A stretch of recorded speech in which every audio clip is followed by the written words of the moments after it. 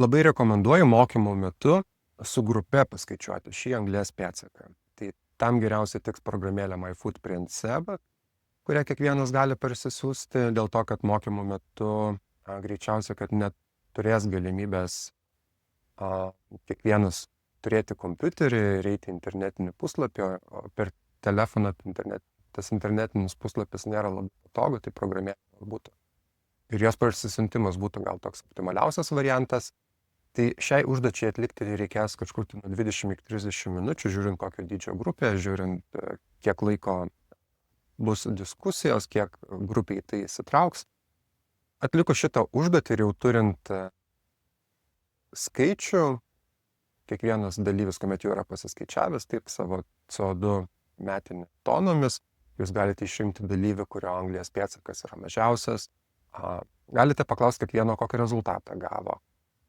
Jei dalyvių yra daug ir visų paklausinėti nespėsite, galite daryti taip kaip aš turiu minkštą kamuoliuką, jį metu grupiai, kas pagauna, pasako savo skaičių, tuomet kamuoliuką meta kažkuriam kitam dalyviui, taip kamuoliukas keliauja grupėje, na ir jūs pasirenkat pagal tai, kiek turite laiko, kiek jūs atsakymų norite išgirsti, jeigu matot, kad ten po 6-7 atsakymą jau darosi nuobodu ir tie atsakymai labai kartojasi, tai prašyt, kad tiesiog kamuoliuką mestų jums atgal, tęsėte mokymus toliau.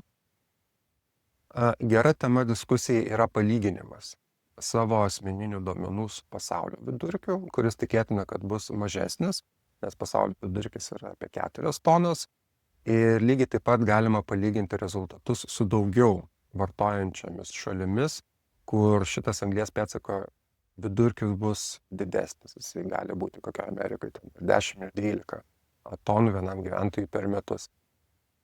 Lygiai taip pat galima paklausti, ar realus yra išsikeltas tikslas iki 50 metų šį anglies pėdsaką sumažinti iki 0 ir kaip gyvenimas atrodytų po tokių pokyčių. Kiek ir ko mes turėtume vartoti, ko tektų atsisakyti, kaip turėtume mes keliauti, kaip turėtume mes maitintis, norėdami, kad šitas anglies pėdsakas būtų nulinis. Ir iš pradžių dalyviam gali pasirodyti iš tikrųjų tai visiška utopija, visiškai neįmanoma,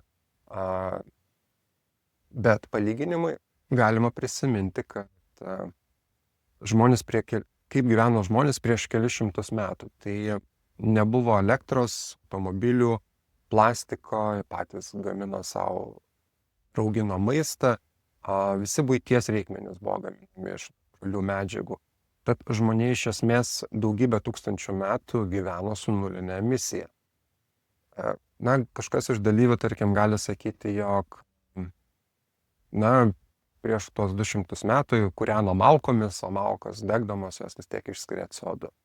Tai kontrargumentas iš tikrųjų yra toksai, kad šituo atveju bendras CO2 kiekis nekinta dėl to, kad medis ir jo degimas, jisai dalyvauja natūraliame CO2 apytakos cikle. Mūsų atmosferoje natūraliai yra didelis kiekis CO2, jisai turi savo apytakos ratą ir medis, kol užaugo, jisai sunaudojo daug tonų CO2, sudegdamas, jis CO2 išskyrė, bet tai lieka natūraliame CO2 cikle. Problema yra ta, kad mes paimam iškastinį kurą, anglį, naftą, dujas, kurie natūraliai šioje apytakoje nedalyvauja. Ir kai mes juos intensyviai vartojame, mes stipriai padidiname CO2 kiekį. O jeigu mes imame natūralius produktus, juos vartojame, CO2 grįžta į apytakos ratą, jis naudoja augalai užauga, mes juos medžio atveju, tarkim, sudeginam, vėl grįžta į natūralų ciklą ir bendras CO2 kiekis jisai nedidėja.